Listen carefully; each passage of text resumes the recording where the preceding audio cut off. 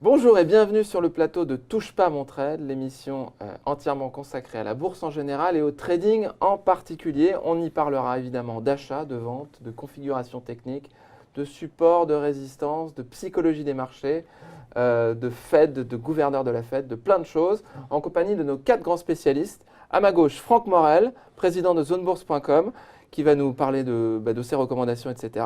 C'est un peu notre président à nous. Vous êtes le président du trading sur ce plateau. Merci. Bonjour. Bonjour Franck.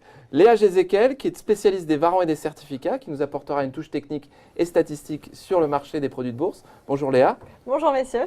Jean-Louis Cussac, patron de Perceval Finance et formateur professionnel sur les marchés depuis 83, si je ne m'abuse. Jean-Louis Cussac, vous êtes un peu le spécialiste, le 007 sur ce plateau de la bourse. Vous connaissez toutes les finesses, les recoins, tous les secrets de la finance. Merci d'être avec nous et bienvenue sur ce plateau. Bonjour.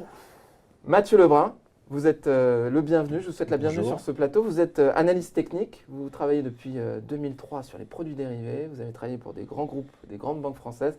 Merci d'être avec nous. Nous allons parler bourse ensemble. Restez avec nous pour cette émission. Mais avant de commencer cette émission, nous allons revenir et nous allons vous parler un petit peu de la configuration des marchés sur ce mois de juin. Le mois de juillet a été un petit peu particulier parce qu'on avait pas mal de tensions géopolitiques. On l'a vu du côté du Moyen-Orient avec des accords sur le nucléaire qui ont été dénoncés, des torpilles qui ont été lancées sur des pétroliers, des avions qui ont décollé pour bombarder des pays et qui ont été rappelés au dernier moment. Si on se remémore un petit peu dans le passé, on avait aussi des gens qui avaient été découpés en rondelles. Bref, on ne fait pas de politique sur ce plateau, mais on se doit de rappeler une configuration géopolitique qui peut être de nature à être plutôt à supporter la hausse du marché ou à être un frein à son évolution positive. Alors, cette tension géopolitique, on la retrouve aussi sur les accords sino-américains, les accords commerciaux qui n'arrivent pas à se signer. C'est un peu l'arlésienne sur les marchés, on en parle tout le temps. On a aussi les tensions en Asie, également au niveau de la Corée du Nord, entre Trump et Kim Jong-un, avec des lettres qui sont échangées, des lettres enflammées. Mais il y a encore des missiles balistiques qui sont envoyés en mer du Japon. Les essais continuent. Tout ça n'est pas forcément de nature à rassurer les marchés. Mais on a en bourse, vous allez me dire si vous êtes d'accord tout à l'heure, mais on a en bourse 2 super-héros en ce moment. Super Mario Draghi, hein, elle n'est pas de moi. Je l'ai piqué à un chroniqueur. Super Mario Draghi qui, en Europe, a utilisé sa phrase préférée, celle qui fait bouger les marchés. Il dit « whatever it takes ». Ça veut dire, quels que soient les moyens, il utilisera tous les moyens qui sont en son pouvoir pour pousser l'économie à la hausse si jamais elle montre des signes de faiblesse. Ça, le marché aime beaucoup. Quand Mario Draghi parle d'ouvrir le robinet monétaire, c'est-à-dire permettre aux liquidités d'affluer sur le marché lui rend bien et apprécie particulièrement. On a le même genre de comportement, mais pas forcément pour les mêmes raisons, aux États-Unis où le deuxième super-héros, Jérôme Powell, Powell ça me fait penser à Power, Jérôme Super Powell, c'est aussi un gouverneur d'une banque centrale, la plus puissante du monde, la Federal Reserve. Et lui, alors, c'est un peu particulier parce qu'il a été nommé il y a 18 mois et il est déjà dans le collimateur du pouvoir alors qu'il y a normalement une séparation très stricte entre la Fed et le gouvernement américain. Et là, il se fait attaquer directement par le président des États-Unis qui lui demande de baisser ses taux. Alors lui, il est un petit peu décontenancé et il se défend comme il peut. Il y arrive évidemment, mais il a donné suffisamment d'informations au marché pour dire que, OK, la hausse des taux est terminée et finalement, on a compris que la baisse des taux allait arriver à un moment ou à un autre. Et ça a été effectivement aussi très apprécié par le marché. Vous me direz si vous êtes d'accord tout à l'heure, hein, messieurs, mais dans cette configuration, ça a permis, à mon sens, d'après ce qu'on observe, ça a pu permettre au marché de récupérer tout ce qu'il avait perdu au mois de mai. Hein, les 300 points qu'il avait perdus, il les a récupérés à la fin juin. Donc on va terminer ce mois de juin, on va essayer de faire un point sur tout ce qui s'est passé. Et on va commencer par notre rubrique « Parlons Trade ». Alors Parlons Trade, c'est la rubrique où chacun d'entre vous va nous donner les trades qu'il a pu faire dans les semaines précédentes. Hein, vous allez nous parler un petit peu de ce que vous avez construit comme position il y a quelques jours de cela. On va commencer par l'or parce que le mois de juin était aussi le mois du retour de l'or sur le devant de la scène. On a cassé une résistance, je crois que vous pouvez voir le graphique, on a cassé une résistance qu'on n'avait pas eue depuis 6 ans, je crois. Et je pense que ce n'est pas forcément étranger aux tensions géopolitiques qu'on a pu voir sur ces dernières semaines. On a l'or qui retrouve un petit peu sa caractéristique première d'actif défensif. L'or sert de valeur refuge en cas de tension. Mais il y a aussi une autre chose qui est assez intéressante dans l'or, et on a fait une analyse dans notre bureau en préparant l'émission, c'est que si on regarde la corrélation de l'or avec l'indice Standard & Poor's, on a voulu prendre un indice américain parce que pour éviter d'avoir un effet de change. Si on prend la corrélation de l'or avec l'indice Standard & Poor's sur les 6 dernières années, on a une corrélation négative de 0,41%. Alors pour les téléspectateurs qui ne sont pas forcément spécialistes, la corrélation négative, ça veut dire qu'à chaque fois que le Standard & Poor's monte, eh bien, l'or a tendance à descendre, et à chaque fois que le Standard & Poor's descend, l'or a tendance à monter. Et ça, c'est quelque chose qui se répète depuis 6 ans.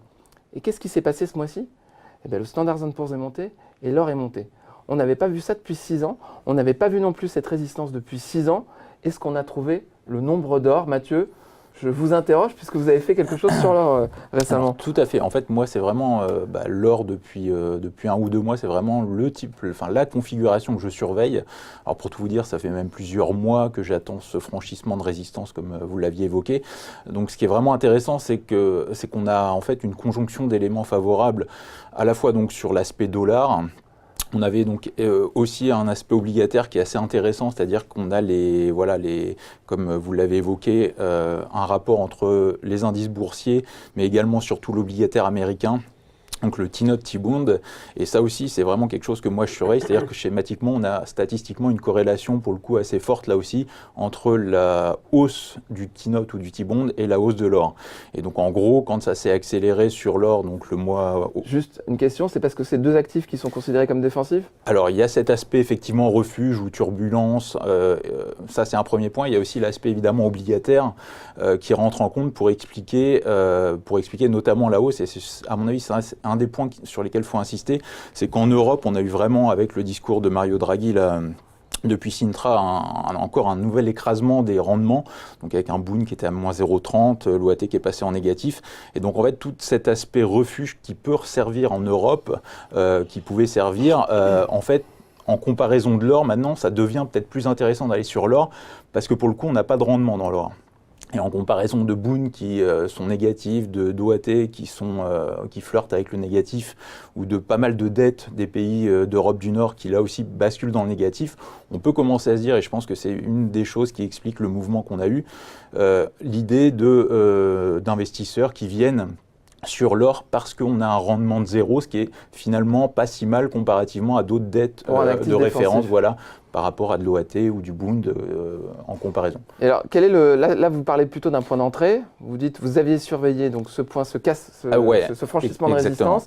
C'est quoi? Ça veut dire que là, on a une espèce de... C'est-à-dire, en fait, moi, dans toutes mes stratégies de trading, ce que je mets en place au quotidien et tout le temps pour mes abonnés, c'est que je recherche ce que j'appelle des points d'accélération, c'est-à-dire des zones sur lesquelles il va se passer quelque chose. C'est-à-dire que moi, quand je rentre en position, je pense que comme tout intervenant, on essaie de minimiser le risque et d'optimiser le rendement, c'est-à-dire que quand j'achète, plus ça monte vite et plus je suis content parce que mon risque de perte est réduit. Et donc, typiquement dans l'or, en fait, pour moi, quand on allait dépasser les 1350 $, il y avait beaucoup d'achats stop qui étaient au-dessus de ce seuil, parce que c'est un seuil qui avait été testé plusieurs années.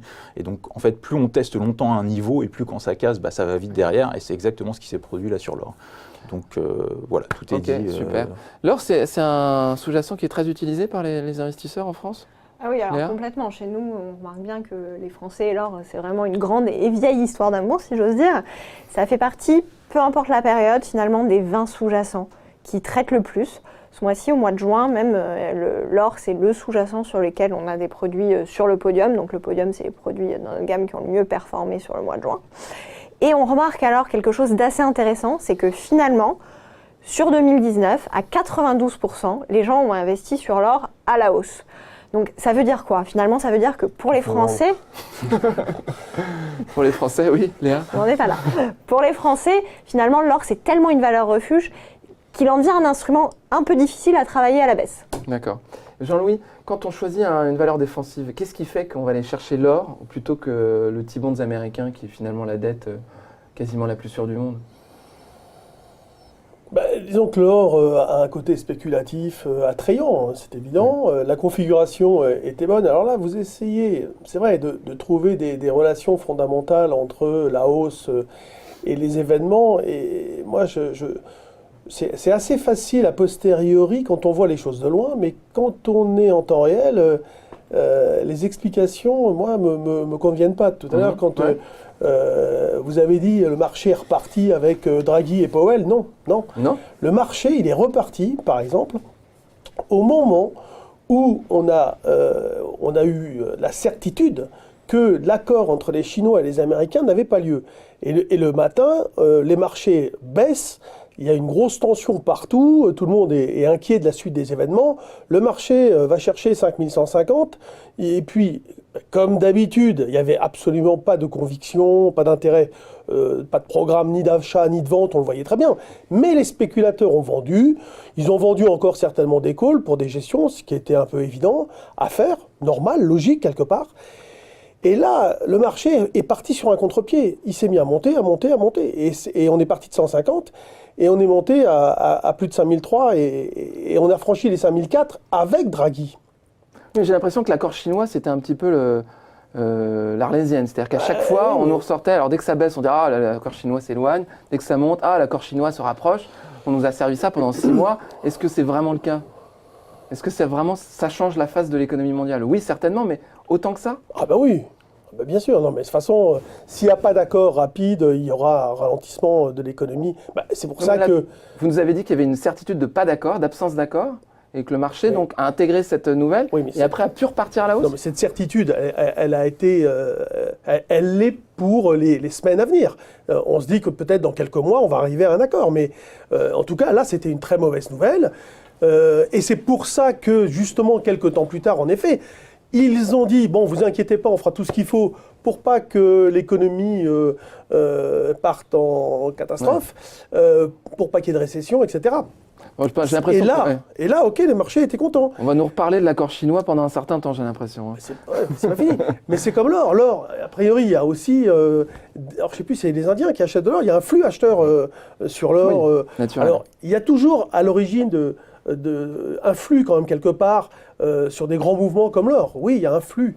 Il y a un flux acheteur. Après, techniquement, c'est vrai que c'était magnifique. Franck, vous vouliez rajouter quelque chose ? Oui, donc on a une anticipation de la baisse des taux directeurs aux US. On a de la géopolitique qui ont servi de prétexte au franchissement d'une résistance que tout le monde avait observée, attendait sur l'or. Ça fait 5 ans, 6 ans que le truc oscille horizontalement sous le niveau.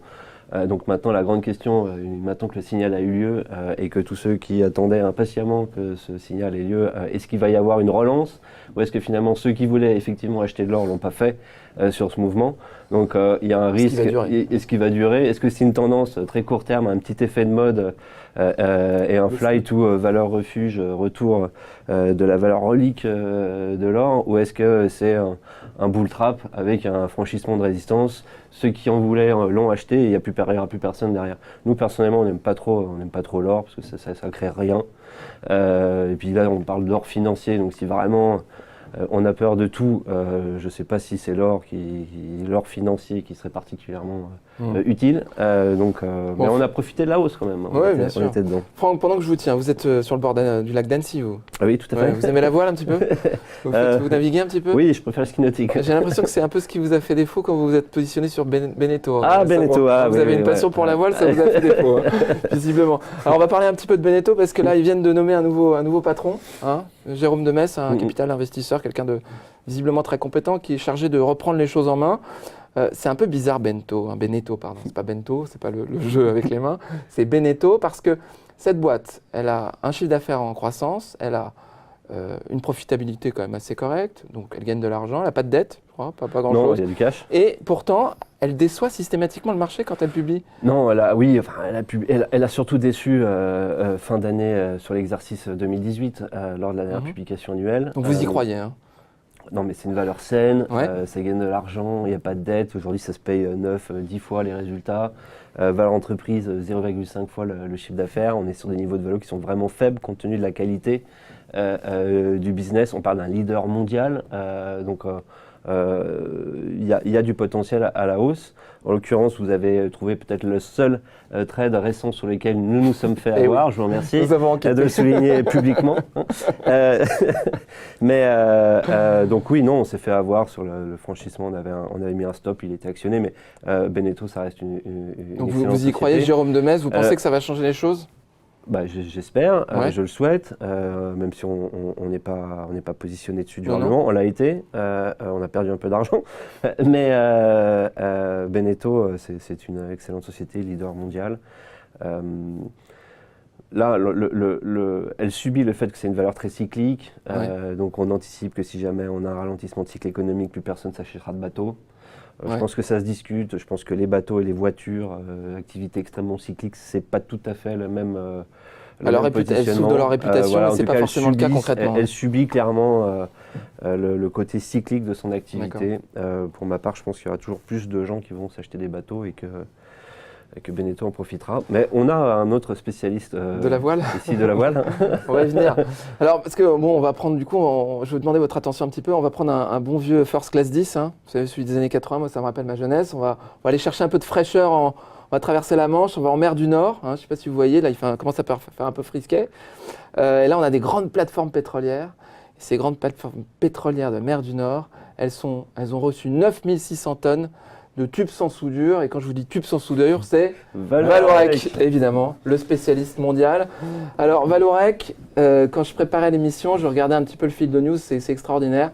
Je vois le 22 mai, Vallourec en majuscule, plus forte baisse du SBF 120. J'étais là, zut, alors comment on va faire? Puis je regarde 3 jours après, ou 3 lignes au-dessus, je vois Vallourec en majuscule, plus forte hausse du SBF 120. Alors c'est un peu l'histoire de Vallourec, c'est la sinusoïde, c'est des crêtes, des plongeons.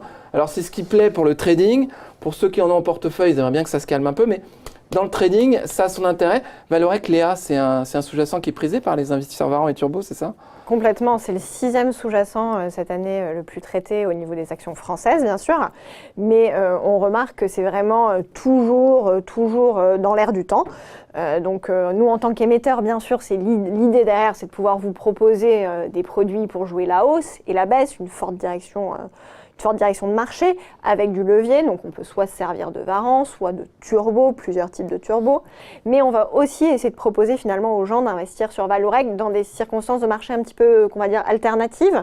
Donc soit de la hausse modérée, soit de la baisse un petit peu molle, soit carrément des bonus, même... c'est ça? Voilà, exactement. Des bonus capés et on va même pouvoir aller jouer sur de la stabilité. Donc c'est vraiment des instruments très complémentaires pour jouer tous les scénarios possibles sur ce genre de titre. Vous, Mathieu, vous avez fait une opération sur un turbo sur Vallourec récemment, c'est ça? Oui, tout à fait. Alors après, effectivement, moi dans l'idée, quand j'achète, quand je fais des recommandations, je me focalise sur le directionnel. Donc j'ai plutôt envie que ça bouge à la hausse ou à la baisse. Je ne suis pas fan des produits du manque de variation, c'est pas ce que je recherche. Mais après, effectivement, comme vous l'aviez dit, c'est quelque chose qui bouge très vite, à la hausse ou à la baisse, avec sensibilité évidemment au baril, ultra cyclique. Et donc, quand le pétrole monte, c'est souvent ce type de valeur-là qui surperforme, qui a un fort bêta, donc qui va faire du plus 3, plus 4, quand Total fait plus 1 difficilement. Donc c'est vrai que quand on rajoute à ça un peu d'effet de levier sur un turbo, si on a un bon timing, on peut assez vite gagner d'argent. Ouais. Mais attention au risque. Mais attention, on risque toujours. Toujours faire attention. Jean-Louis, les valeurs à fort bêta, vous pouvez nous expliquer un petit peu ce que ça veut dire? Pour ceux qui ne sont pas forcément spécialistes. C'est des valeurs qui vont évoluer beaucoup plus violemment que l'indice de référence, par exemple, que peut-être le CAC 40 ou l'indice des mid et small. Et pourquoi certaines sociétés sont comme ça? Souvent, ce sont des sociétés qui offrent des profils de recovery. Parfois, alors on a tout, hein, on va jusqu'à la valeur qui est au bord du dépôt de bilan, vous voyez, par exemple. Alors elle est pas loin d'un dépôt de bilan. Attention, Vallourec n'est pas au bord du dépôt de bilan. Si, il l'était. La question s'est posée. Mais il l'était. La situation n'est pas saine du tout. Ouais, Mais il l'était. Mais Mais il l'était au bord du dépôt de bilan. Ils ont été renfloués, mais il l'était, comme CGG.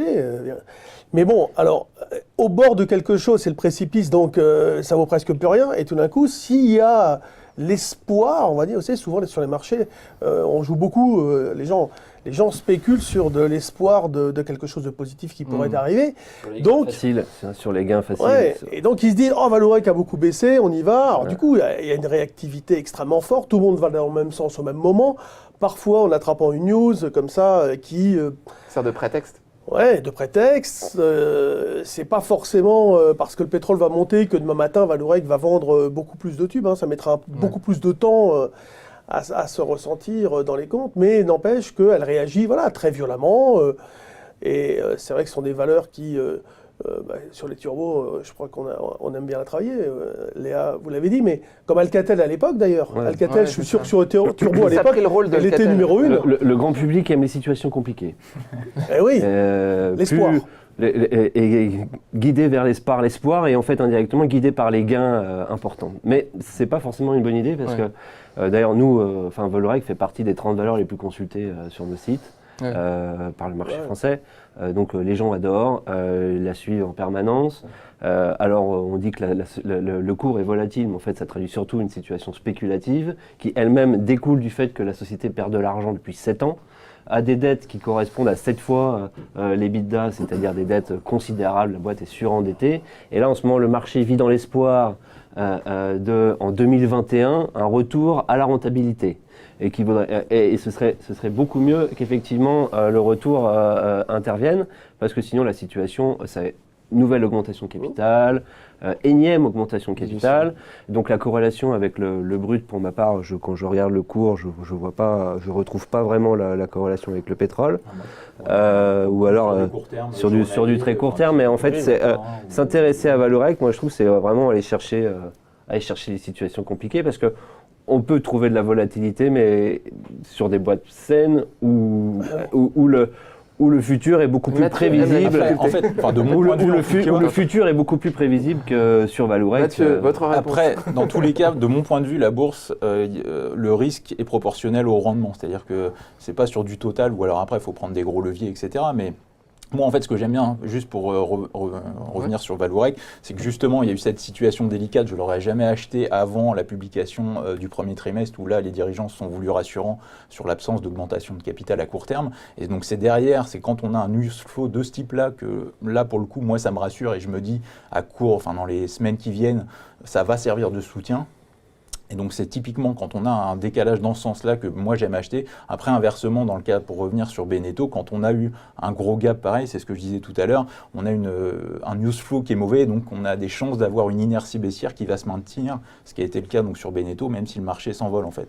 Donc voilà, de mon point de vue, il n'y a pas de... Enfin moi, je ne fais pas de l'investissement, entre guillemets, je me moque de savoir si Vallourec vaudra 5 € dans 10 ans. Même dans une logique de trading, on peut acheter dans une logique de trading des boîtes saines qui sont dans des situations beaucoup plus enviables que Vallourec. Et les situations complexes conduisent dans la durée aux performances négatives. Franck, vous parlez de situation complexe. Moi, il y a un trade que vous avez fait récemment qui m'intéresse particulièrement parce que pour moi, il est purement technique.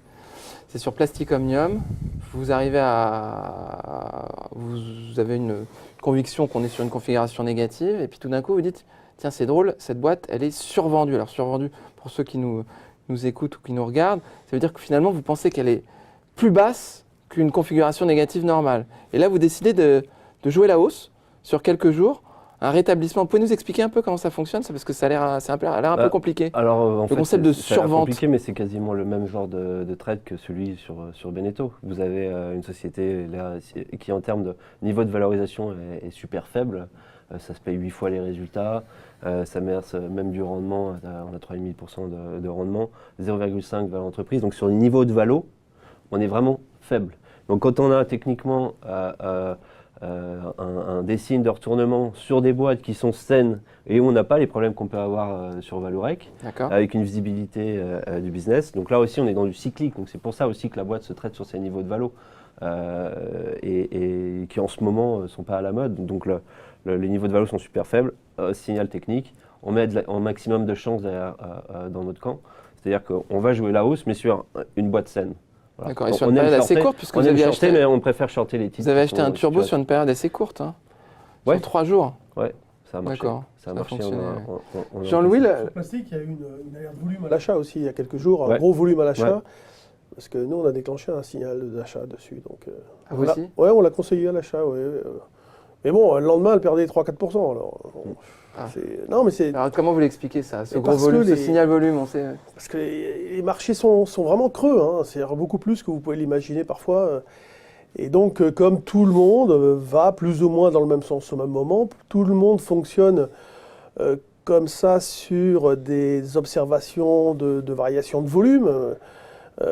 Donc, nous sommes des amplificateurs de situations qu'on va tous exploiter à peu près de la même manière. Donc, à un moment donné, c'est vrai que on provoque ce qui arrive, c'est-à-dire tout d'un coup, il y a de l'intérêt, tout le monde y va, et le lendemain, tout le monde attend pour voir s'il a eu raison d'acheter. Le problème, c'est que s'il n'y a personne qui achète, d'où l'intérêt du flux, d'où l'intérêt d'un flux.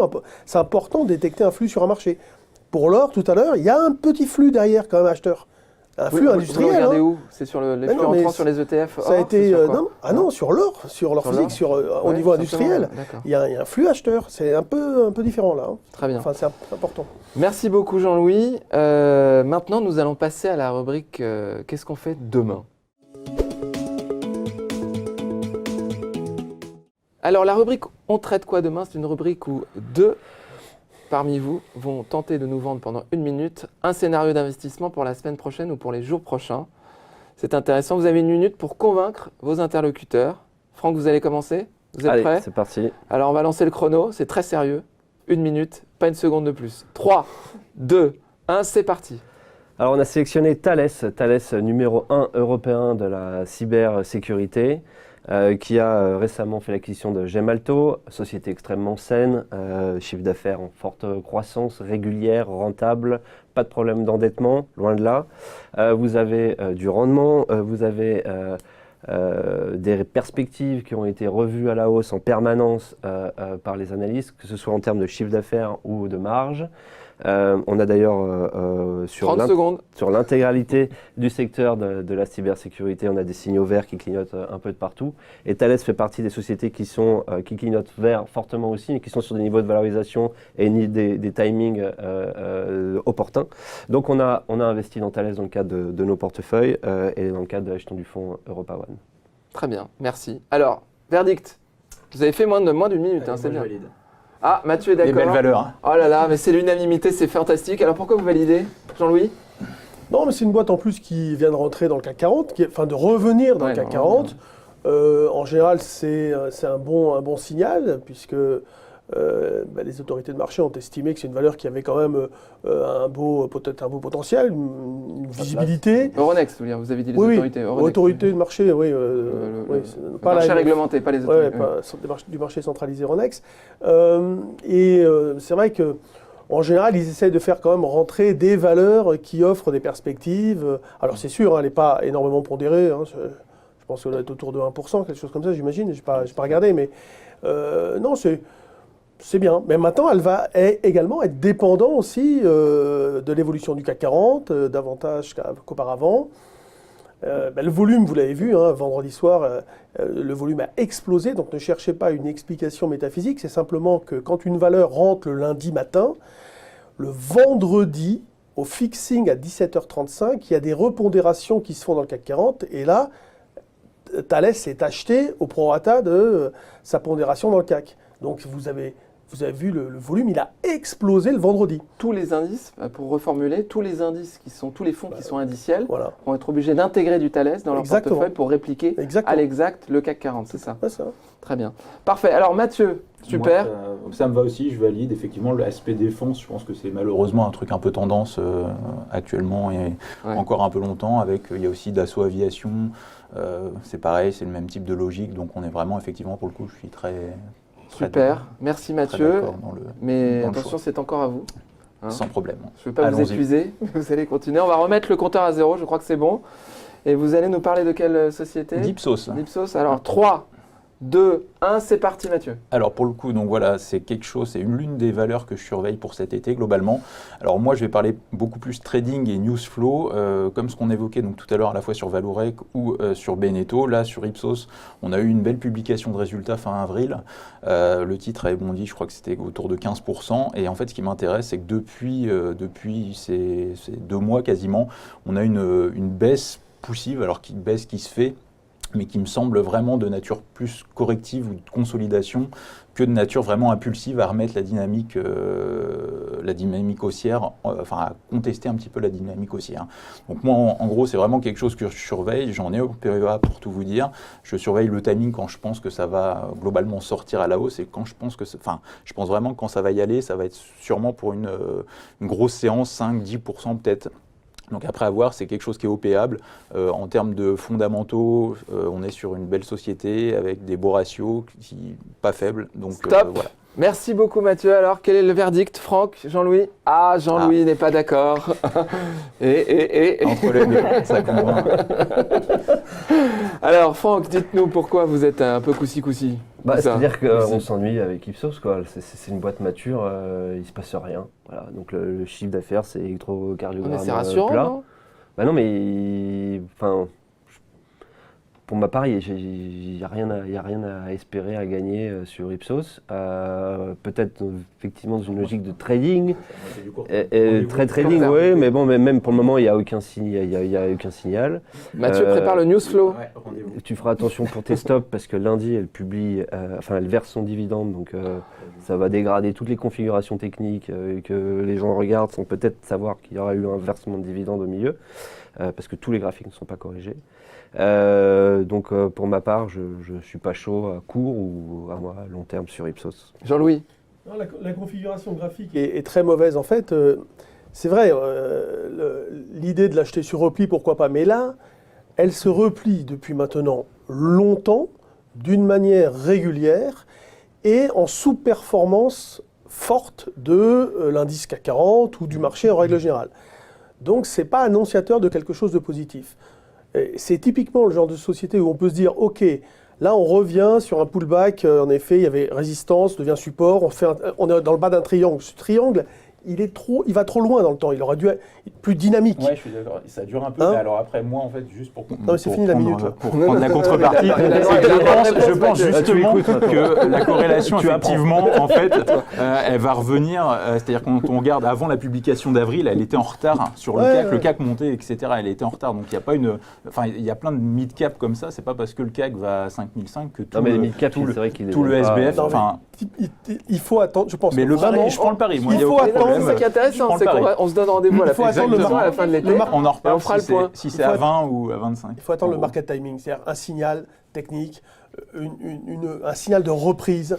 Très bien. Typiquement, quand on voit son comportement, ok, dividendes, etc., il vaut mieux attendre là, parce que c'est pas net.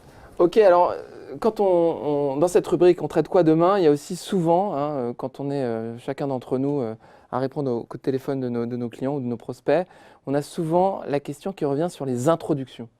Alors ça fait rêver les introductions. Là, vous avez fait une petite recherche là-dessus. Est-ce que vous pouvez nous en parler? Parce qu'on a eu 3 grosses qui sont sorties récemment. 3 énormes là, qui sont venus un peu secouer Wall Street ces 3 derniers mois. Donc on va commencer par la plus récente. Elle a que quelques jours, donc on va être encore sympa avec elle. C'est Slack. Est-ce que vous connaissez Slack? Ça vous dit quelque chose? Ouais. Ok. Donc c'est un réseau social. Jusque-là, vous allez me dire rien de très nouveau, sauf que celui-ci, il est vraiment concentré sur le monde du travail. Alors contrairement à LinkedIn, on n'est pas du tout sur une plateforme qui vise à mettre en relation finalement les recruteurs et les candidats. On est vraiment plus sur une plateforme collaborative qui va aider au partage de flux de travail, à la réorganisation des emails, à l'archivage de tout ce qui est données, tableaux. Donc voilà, un facilitateur de travail au jour le jour.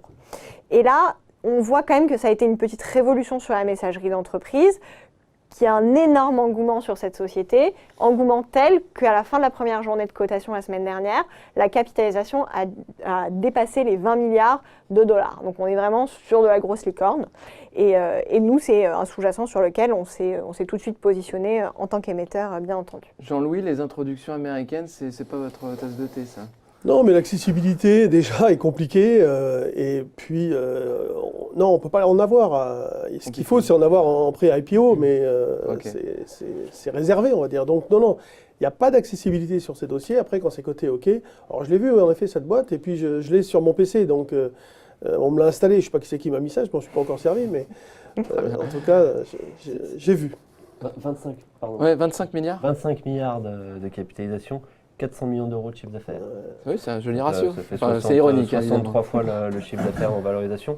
Et placement direct, cotation directe. C'est-à-dire que IPO enfin pas IPO, mais introduction en bourse par cotation directe égale, on prend des actions qui existent déjà, qui sont déjà détenues par des gens qui ont déjà investi Les dirigeants, il y a très longtemps, les dirigeants, les actionnaires, fonds, etc. Et en fait, ils sortent. Ils prennent les actions et les mettent et ils les font coter. Donc, ils vendent leurs propres actions. Ils vendent leurs propres actions, donc en fait les gens achètent des actions qui étaient détenues par d'autres, qui veulent sortir et ou Ils sont valoriser, très contents de sortir. d'ailleurs. qui sont très contents de sortir, je pense, sur ces Est-ce que, niveaux de valorisation quand on voit que- inespérés presque même. Quand Mais, on voit que la start-up dépasse le seuil des 20 milliards, ça veut dire que tout le monde est content finalement.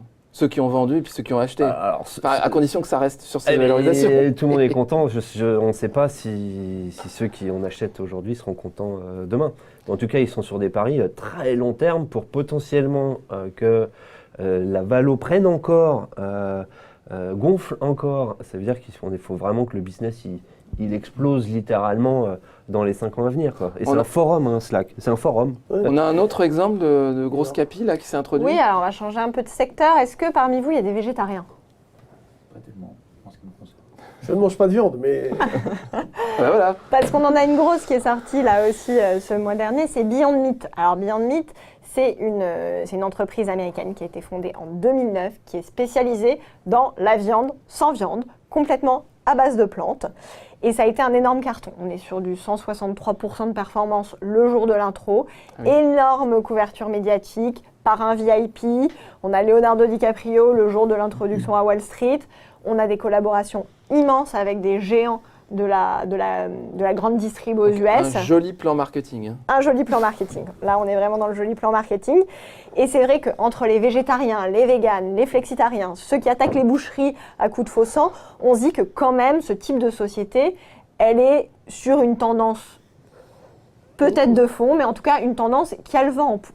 Mathieu, vous faites ça vous mangez de la viande sans viande Avec un peu de Pas viande encore, non. Moi, je Non. suis traditionnel. Et d'un point de Le vue- barbecue, les viandes, bouchées. Et d'un point de moi- vue strictement boursier, c'est quelque chose que vous achetez ou pas? Non, moi je suis pas spécialiste, j'avoue. Je laisse tout ça de côté, tout ce qui est IPO. Les Pour moi, il introductions, ouais. faut vraiment que ce soit coté plusieurs semaines ou mois avant et connaître un petit peu les business. C'est vrai qu'il y a un gros risque parce que vous avez un troisième exemple. Donc celui-là, Oui, c'est voilà. une belle On histoire. a hein. les deux premiers, c'était des exemples assez, c'est pas mal. assez heureux. On a aussi bien sûr Lyft en tête. Alors Lyft, c'est pas très connu en France, tout simplement parce qu'ils sont pas implantés, mais c'est quand même le principal concurrent d'Uber, les VTC aux États-Unis. Donc c'est une énorme société de VTC, de mise en relation de chauffeurs et d'utilisateurs de VTC.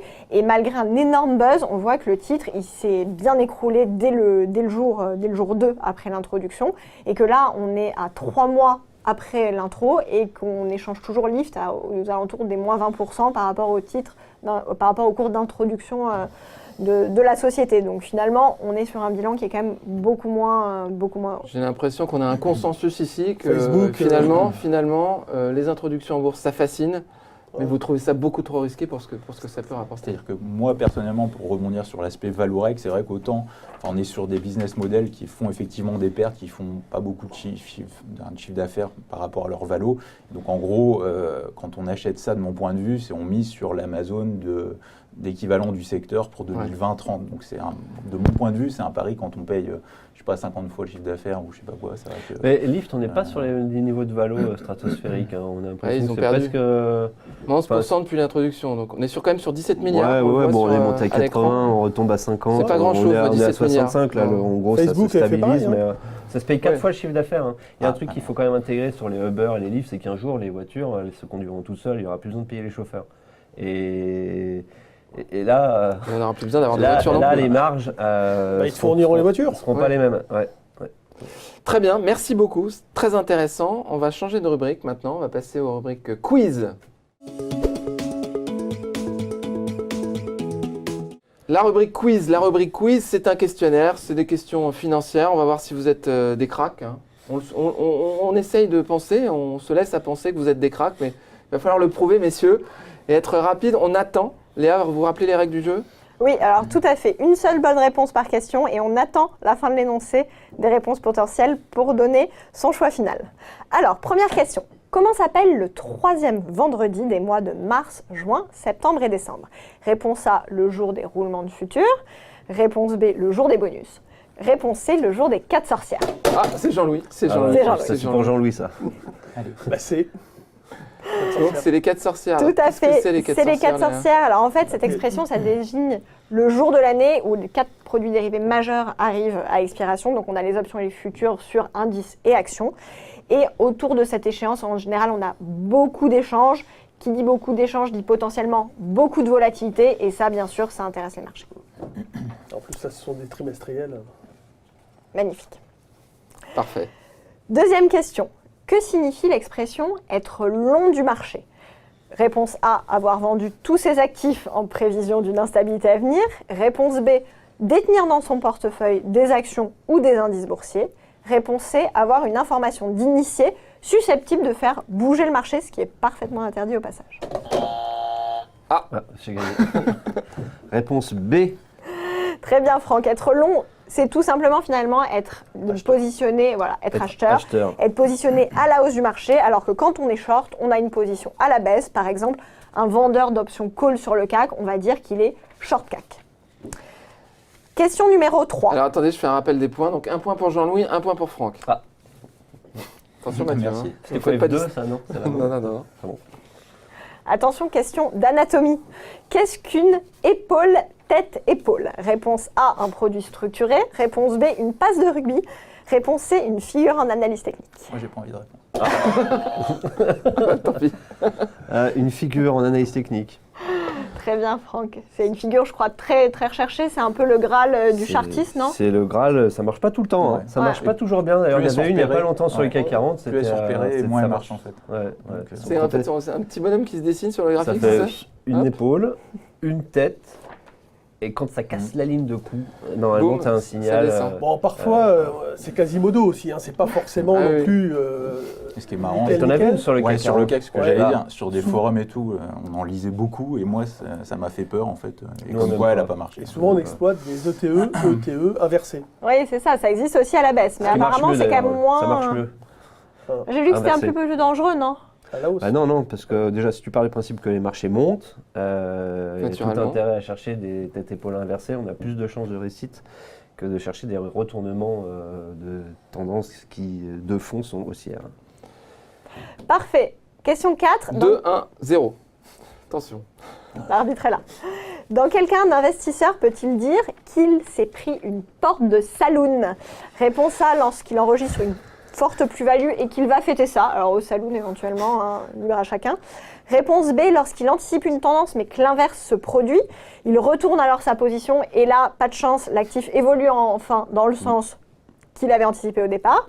Ou réponse C, lorsqu'un actif a évolué dans un tunnel et que l'investisseur en a profité pour faire des gains dans cette situation. bon, c'est pour moi alors. Ah, ouais, Allez, je prends la Vous dernière. êtes trop sympa. hein. Vous êtes gentleman. Réponse B, allez. On va essayer. Et effectivement, donc la porte de saloon, c'est clairement la pire situation de money C'est management celle dans qu'on prend laquelle... dans la figure en fait. Voilà, vous la prenez, mais 2 fois dans une courte période de temps, donc personne n'a envie de prendre la porte de saloon. synonyme, faire du flipper. aussi. Donc 2, 1, 1. Attention. Tout va se jouer sur la tout se joue, 5e question. Sur cette 5e question. Quelle description est caractéristique d'un marché où il n'y a pas de placement sans risque à haut rendement? Est-ce que c'est la réponse A, un marché flat? La réponse B, une journée finalement où on a assez peu de volatilité sur les marchés? Ou réponse C, une situation qu'on appellerait de no free lunch? Je crois qu'il y a... Vous n'êtes pas très inspiré. Attention, c'est une question Il n'y a pas de décisive. placement sans risque à fort rendement. Bah, free lunch, no Ah free oui, il n'y a lunch. pas de free lunch. Et Bien oui, sûr. alors Pas de rendement sans risque. c'est une expression bien connue Elle des est pas de financiers. déjeuner gratuit. Cette dernière question, elle vaut double, je pense. Il avait déjà Point pour gagné. double. Il a conforté sa victoire. Bravo Franck. Ouais. Vous n'avez absolument rien gagné. On n'a rien à vous offrir, mais juste la gloire. peut-être non. Non, merci beaucoup. Bon. Voilà, nous arrivons en fin de cette émission. Merci Léa, merci Jean-Louis, merci Mathieu, Merci. merci Franck, merci à vous de nous avoir suivis sur cette émission et je vous dis à bientôt.